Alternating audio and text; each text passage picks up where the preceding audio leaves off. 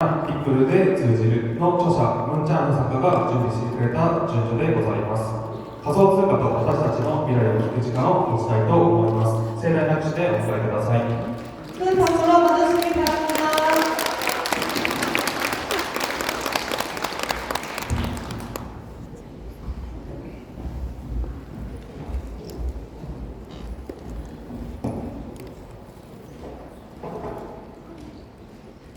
하나, 둘,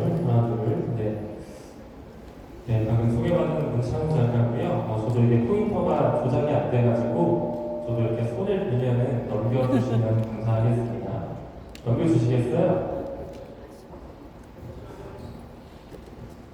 네, 지금 잠깐 세팅을 해보는 것 같아서 잠깐 저의 소개를 좀 드리겠습니다. 저는 리플에 대해서 굉장히 진실인 사람이라고 봐주시면 될 것 같아요. 현재 리플을 투자하고 있고 여기 앉아 계신 분들께서도 XRP에 투자하고 계신 걸로 알고 있습니다. 그리고 무엇보다도 오늘 일본인 분들께서 많이 와주셨다고 들었는데 전 세계적으로 봤을 때 리플을 가장 친화적으로 그리고 가장 진심으로 투자하는 국가 1위 미국이죠. 당연히 미국이고요. 2위가 재팬 일본입니다. 그렇기 때문에 저는 리플을 공부하고 투자하면서 일본인 분들을 꼭 한번 만나고 싶다는 생각도 굉장히 많이 했었어요. 근데 오늘 이 자리에 초청을 받아서 너무나 영광스럽고 제가 가진 인사이트를 여러분들에게 전달드리면서 여러분들이 리플에 투자함에 있어서 조금 더 좋은 성과 그리고 조금 더 밸류, 가치에 집중할 수 있는 시간 만들어 보도록 하겠습니다. 네, 넘겨주시고요. 네, 이 페이지 보내주시면 되고요. 저도, 아니요. 그 전 페이지 좀 부탁드릴게요. 네, 저는 리플 빅뱅이라는 책을 올해 좀 시간이 많이 들여가지고 집필을 하게 됐고요. 리플 빅뱅 부제는 세상의 모든 돈은 XRP로 통한다라는 이런 부제를 좀 가지고 있습니다. 그리고 또한 시간이 들여 막대한 시기로 치환한다라는 슬로건으로서 유튜브 채널 리플에 대한 가치, 정보 제공을 할 수 있는 그런 채널을 또 운영하고 있으니까요. 혹시라도 XRP에 대해서 조금 더 정보를 얻고 좀 암호화폐 투자하는 부분에 있어서 인사이트를 공부해보고자 하시는 분들께서는 참고해 주시면 감사하겠습니다. 네, 넘겨주시고요.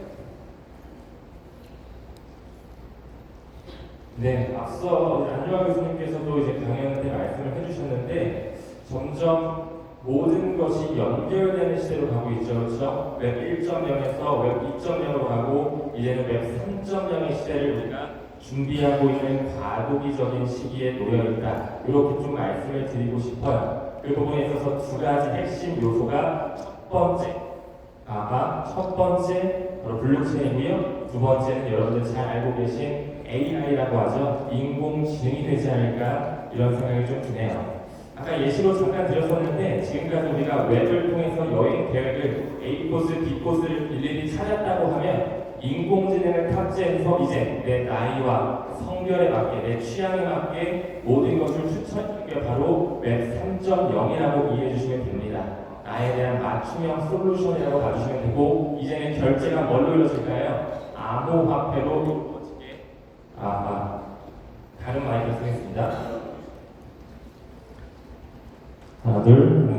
네, 이걸로 할게요. 이제는 결제 자체가 크립토, 암호화폐로 이루어지게 될 것입니다. 그래서 여기 로빈후드의 CEO가 말을 하고 있죠. 미국의 주식 그리고 암호화폐 플랫폼의 대표인데요.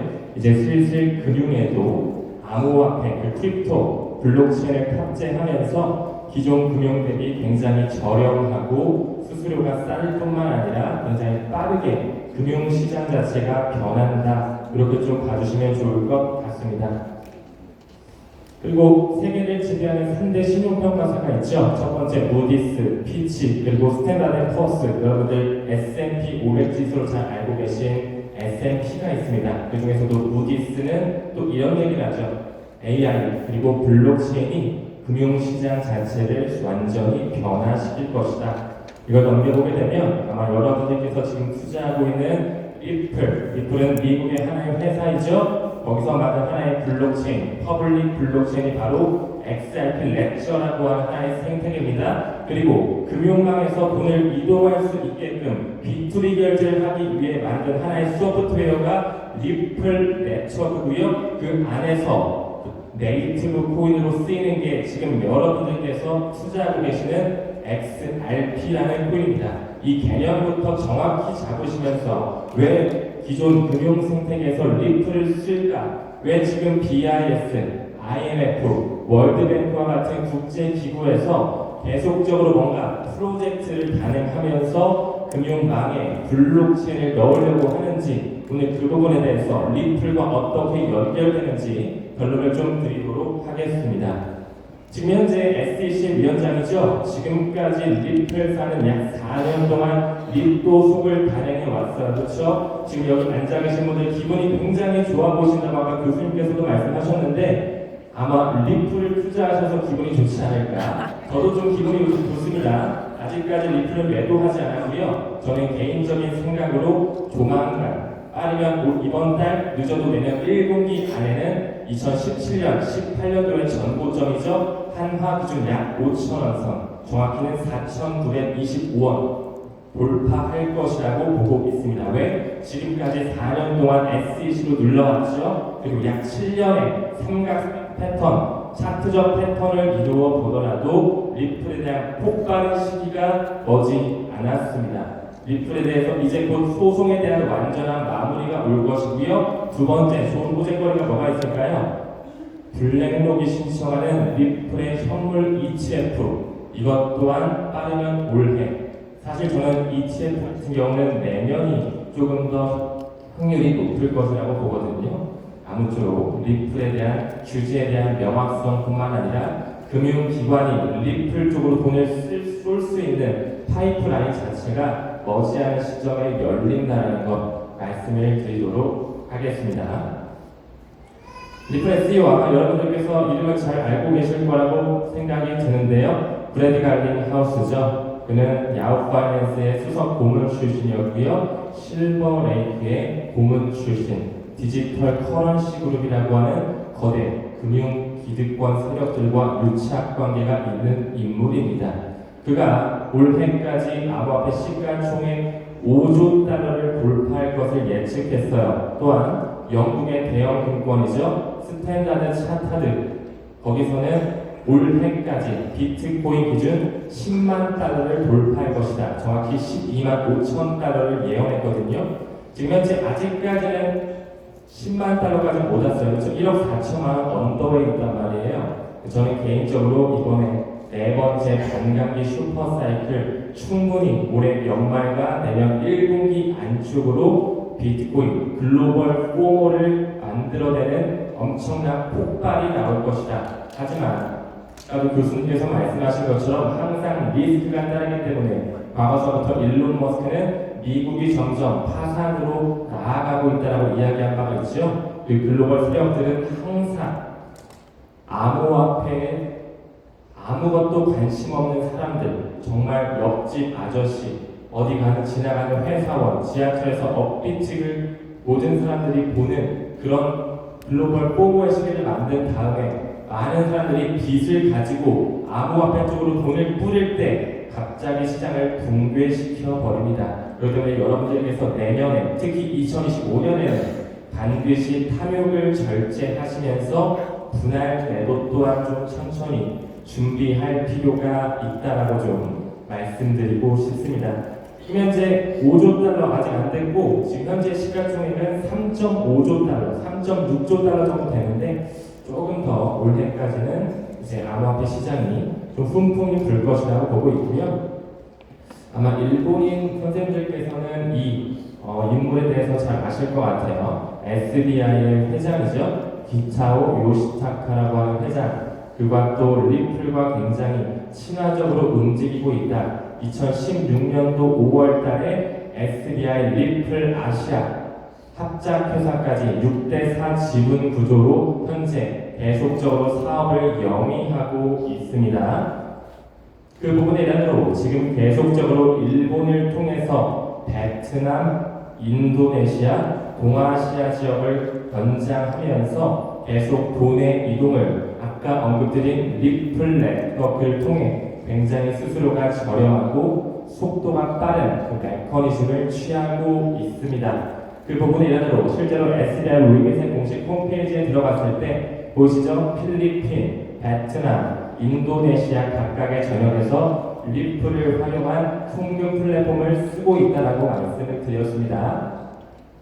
실제로 이런 공식 논문을 보더라도 인터 렉처 프로토콜이라고 하는 ILP 솔루션이 보여줄 거고요. XRPL이라고 하는 리플사에서 만든 블록체인이 보여줄 겁니다. 그 부분이란으로 현재 이 ILP 그리고 분산 원자 기술이라고 하는 이 두 가지 개념을 통해 금융망을 송두리째 바꿀 준비를 하고 있다. 지금까지 우리는 웹 2.0의 시대에 살아왔죠. WWW 월드 와이드 웹이라고 하는 인터넷 시대에 살고 왔습니다. 그렇죠? 지금 그 인터넷을 만든 영국의 천재 개발자가 있어요. 팀 버너스-리. 그 사람이 이제 슬슬 웹 3.0의 시대를 준비하면서 리플과 파트너십 관계를 가지고 있고요. 네. 그리고 리플의 연례 행사 스웨이라는 곳에서 그 팀 버너스-리라고 하는 개발자가 연사로 들어왔던 이력 또한 있습니다. 여러분께서 지금 투자하시는 XRP는 단순한 암호화폐가 아니라고 보고 있습니다. 금융 생태계를 송두리째 바꿀 수 있는 하나의 솔루션으로 이미 미국의 청산소 페스터 케이먼트 카운실 그리고 현재 리플의 전 고문이죠. 마이클 바가 연준의 부의장으로 가 있습니다. 이런 부분 여러 가지를 이루어 보았을 때 리플, XR 계속적으로 브릿지 커런시로 소각이 되면서 수요와 공급 법칙을 통해 가격이 올라가게 될 것입니다. 특히나 SBI 회장도 내년을 굉장히 중요시하고 있어요. 내년에 리플이 일본의 주류 금융에 편입될 것이다. 그런 이야기도 했었는데요. 그런 부분에 있어서 여기 리플 쓰는 금융기관이 계속 늘어나고 있다는 말을 했을 뿐만 아니라 여기 저 빨간색으로 쳐놓은 거 보이시죠? 내년을 기준으로 해서 일본의 모든 은행이 XRP를 쓸 수 있다. 내년에 일본에서 하나의 큰 엑스포가 열리거든요. 그것이 바로 일본의 오사카 엑스포 내년 4월부터 10월 달에 열리게 되는데 그 안에 NFT를 구현할 때 XRP 렉처의 메인넷 위에 올려서 수많은 NFT, XLS20이라는 메인넷을 활용해서 찍어내거든요. 굉장히 리플의 폭발적인 상승이 예상이 된다라고 좀 말씀드릴 수가 있습니다. 화면에 보시는 것처럼 일본을 통해서 SBI 리밋, SBI 트랜스퍼리티 그리고 벤처 캐피탈을 포함해서 동아시아 지역권의 송금 대표적인 투자죠. 트렌글로 말레이시아 기반의 송금이고요. 그리고 위에 있는 코인스 PH 같은 경우는 필리핀 기반의 최대 거래소예요. 그 거래소들이 지금 계속 베트남이라거나 인도네시아, 동아시아 지역권, 필리핀까지도 확장이 되면서 리플을 쓰는 그런 결집 네트워크가 진행되고 있다는 것. 아마 여기 지금 푸날리티가 가운데 보이고 일본의 대형 금권이 보이실 겁니다. 미국을 필두로 한 다양한 금융 세력도 보이겠지만 일본의 미즈호, 미쯔비시, 스미토모 미쯔이, SMBC죠. 그리고 오늘 계속 언급드리고는 SBI까지 모두 다 푸날리티에 투자하고 있네요. 이 푸날리티는요. FNA라고 하는 곳과 BIS 국제결제은행이라고 하는 곳과 파트너십 관계를 가져가면서 분산 원장 기술이라고 하는 이 기술력이 어떻게 금융망을 바꿀 수 있을까에 대해서 연구하는 집단입니다. 많은 금권 세력들이 지금 현재 푸날리티에 투자하고 있다. 지금 현재 푸날리티의 여러 가지 공식 논문을 봤을 때 글로벌 결제 솔루션으로 리플 네트워크를 언급하고 있습니다. 최근 10월 27일 기사죠. 아마 이제 슬슬 수면 위로 떠오르게 될 것입니다. 지금까지 리플을 계속 가격적으로 눌러오면서 개인들은 못 사게 만들었죠. 특히나 일본 같은 경우는 2000년대, 2010년도인가요? 굉장히 초반부터 그 제드메이클러를 만들었던 마운트복스 거래소 해킹 사건이 있었죠. 일본인 분들, 많은 분들께서는 암호화폐에 대해서 좀 굉장히 두려워하시는 분들도 많으실 것 같은데 여기 와 계신 일본인 리플 투자자분들 굉장히 파이오니어, 선구자의 위치에 있는 게 아닐까 감히 이런 말씀 좀 드리고 싶네요. 슬슬 일본 은행들이 XRP를 활용할 준비를 하고 있다는 것 이제 슬슬 수면 위로 떠올라지고 있고요.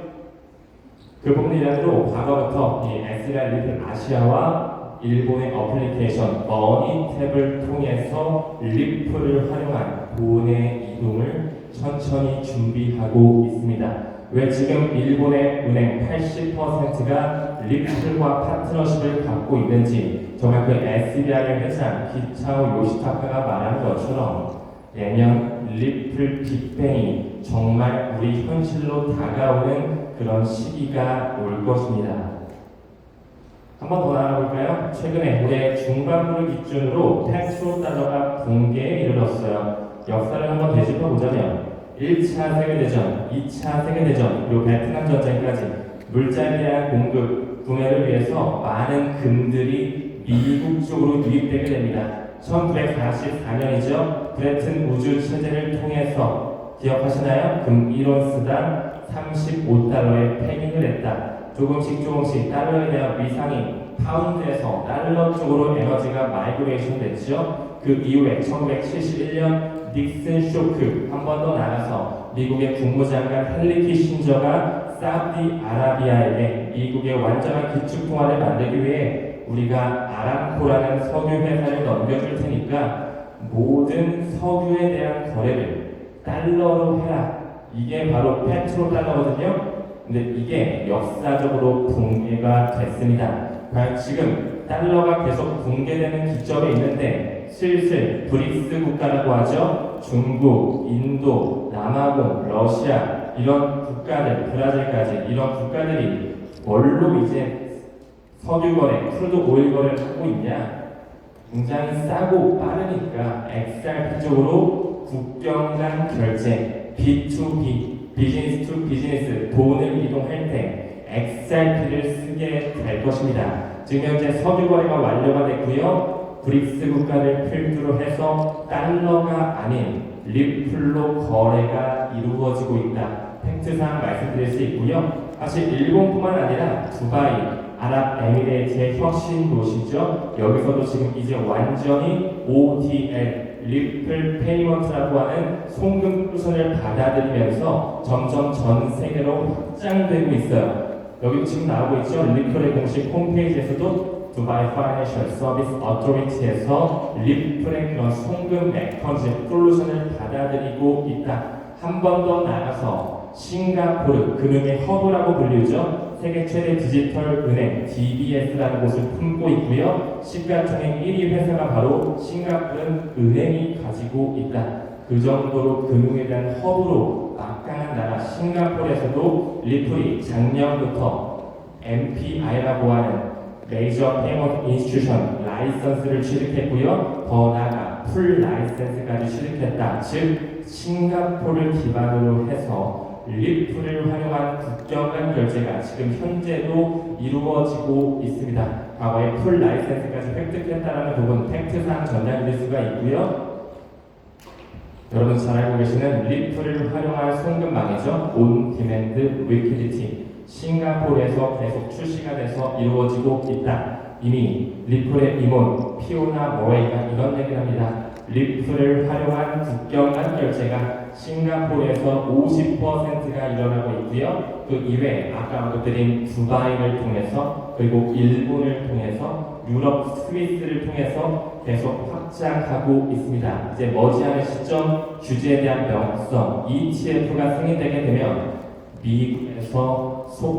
미국에서 숟가락을 얻는 시기는 내년 3월 10일입니다. 연준에 완전히 리플넷을 받게 될 것입니다. 한 번 더 넘어가서 지금 현재 ODL이라는 것은 XRP를 활용한 송금 메커니즘이라고 말씀을 드렸죠. 그 부분의 일환으로 싱가포르를 기반 유산으로 해서 스틱스 디지털 익스체인지 스위스의 시장이 연결되고요. 여기도 SBI 홀딩스가 연결이 되면서 국경 간 결제망을 점점 장악하고 있습니다.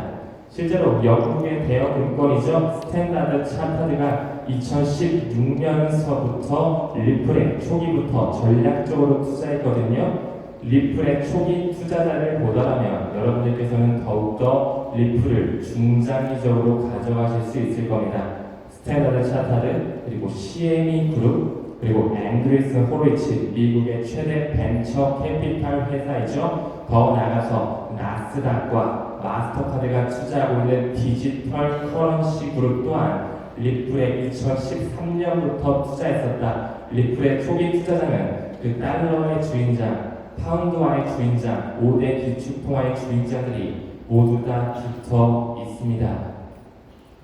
또한 지금 싱가포르뿐만 아니라 싱가포르에 기반의 투시2P라든지 여기 나와 있는 튠즈라든지 여러 가지 송금 플랫폼으로 계속 리플을 활용한 송금을 쓰고 있는데, 이 SCB라고 하는 것은 태국 시향은행이거든요. 태국을 필두로 한 최대 상업은행인데 거기서도 지금 계속적으로 XRP를 활용해서 송금 결제를 하고 있어요. 그럼 여러분들께서는 이렇게도 질문 주실 수 있겠죠. 송금할 때 비트코인 쓰면 안 되나? 비트코인 1억 넘었는데 비트코인이 더 좋아 보이는데 비트코인 쓰면 되지 왜 리플을 쓸까요? 비트코인은 최초의 블록체인으로서 하나의 온라인 금, 디지털 골드라고 하는 가치 저장 수단으로서의 매개체 역할, 굉장히 중요한 앞으로의 자산 클래스가 될 것입니다. 꼭 여러분들께서도 비트코인 1개 정도는 자손에게 물려준다는 생각으로 중장기적으로 꼭 가져가 주셨으면 좋겠고요. 그 가치의 이동을 하기 위해서 나온 회사가 바로 리플이며 이제 슬슬 그 진가가 나타내지는 시기가 우리에게 다가오고 있습니다. 실제로 영란은행입니다. 뱅크 오브 잉글랜드죠. 영란은행의 공식 홈페이지에 들어갔을 때 아까 SBI의 공식 문서에 있었던 ILP, 인터레저 프로토콜과 DLT, 분산 원장 기술을 아예 개념을 증명하고 있었다는 것. 실제로 그들은 Real-Time Gross Settlement라고 하는 실시간 총액 결제 시스템에 리플 네트워크를 채택할 준비를 완전히 마무리했습니다. 그렇기 때문에 이렇게 영란은행의 공식 홈페이지에 들어갔을 때 리플의 컨셉이 나올 수가 있겠죠. 그리고 미국의 최초의 은행이죠. BNY 멜론은행이라고 있거든요. 여기도 국경 간 결제를 할 때 리플의 개념을 증명하면서 우리가 지금 한국에서 일본으로 돈을 보낼 때 환전은행, 중개은행, 수취 수수료 이런 거 내는 거 없이 우리나라에 있는 원화를 리플로 바꿔서 일본으로 쭉 3초에서 5초 만에 보내주고요. 그 일본에 도착한 리플을 엔화로 바꿔주기만 하면 됩니다. 금융망 자체가 완전히 새롭게 바뀌는 것이겠죠. 아까 제가 언급드린 분산 원장 기술이라는 것은 모든 회계 장부를 디지털 블록체인 위에 올려가지고 쇠사슬처럼 하나로 연결시키는 기술이거든요. 이제 모든 것이 연결되고 통제 가능한 시대로 오면서 시간이 지날수록 CBDC의 구현 또한 불가피해질 것이고요. 반드시 프라이버시라고 하는 그 영역, 제로 놀리지 프루프, GPS가 원천 기술을 가지고 있거든요. 그 기술력 또한 앞으로 급부상할 수밖에 없을 겁니다. 실제로 금융 피라미드를 봤을 때 연준을 구성하고 있는 골드만삭스도 있겠고, 시티은행, JP 모건, 여러 가지 은행들이 있겠죠. 웰스파거와 같은 그런 미국의 전통 금융권들이 연준을 이루고 있습니다. 연준이라는 것은 미국의 중앙은행으로 겉표장지는 되어 있지만 실제로 들여다보면 사립은행들이 지분 100%를 가지고 있다. 그 위에는 월드뱅크와 IMF라고 하는 금융국제기구들이 있고요. 피라미드 가장 꼭대기에는 BIS가 있습니다. 그 BIS의 문서를 다시 한번 좀 보고 가겠습니다.